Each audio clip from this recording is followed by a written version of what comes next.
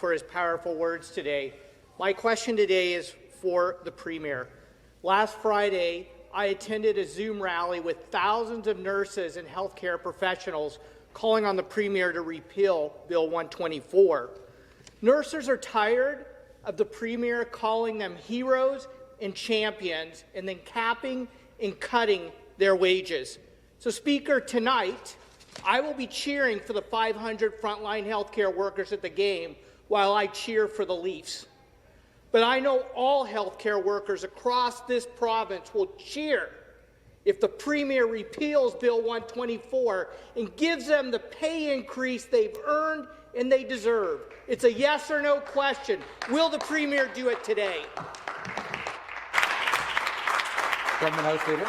Thank you very much, Mr. Speaker. I think the honourable member can appreciate how important nurses have been to helping guide us through this pandemic. Mr. Speaker, we make no bones about that. That is why, of course, we are investing in an initial 2,000 nurses, Mr. Speaker, but it goes even further than that, some 20,000 new additional PSWs. So there is a lot of work that is being done to increase the amount of nurses in the system because we know how important they are. It is true, Mr. Speaker, we did inherit a system that was woefully underfunded, that had ICU capacity at one of the lowest in North America. We're changing that. Finally, Mr. Speaker, we're increasing nurses. We're increasing ICU capacity. We're funding PSWs like never before. We're building long-term care, Mr. Speaker. But we are still allowing, of course, those people, those heroes who work within the system, to see the benefits of their hard work, Mr. Speaker. That has not been taken away through Bill 124, Mr. Speaker, and I hope the member opposite will appreciate that and work with us as we bring in thousands of additional nurses, thousands of additional PSWs to make our system better for everybody.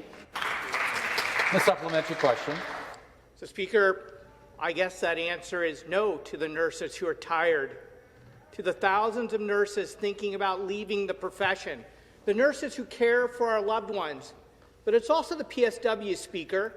PSWs are saying they're thinking of leaving the profession because their pandemic pay expires in a month. I've been told if we are going to attract human resource capacity to our healthcare system, both nurses and PSWs, we need to pay them like the heroes they are. So I'm going to give the members opposite an opportunity to answer this one. Will, Speaker, through you, will the government commit to making the pandemic pay for PSWs permanent? Yes or no? Government House Leader. Mr. Speaker, what we are going to commit to do is to ensure that we have the best system available for those who choose to work as PSWs in the province of Ontario. One of the first meetings I had when I was elected was from a PSW who, yes, talked about wages, how important it was to have increased wages so that whether it was PSWs, home care workers, that's why we had a staffing study, Mr. Speaker. We know that one of the problems that we have not only is wages, but it is also the amount of PSWs in the system. That's why we're hiring 27,000 additional PSWs, Speaker.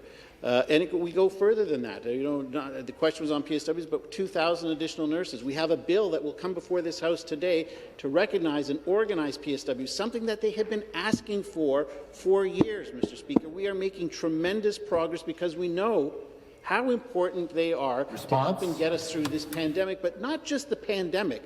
Going forward, whether it's health care, long-term care, Mr. Speaker, we will have their back, and we are the first government in generations to make sure that they do. The next question, the member for York South West. Thank you, Mr. Speaker.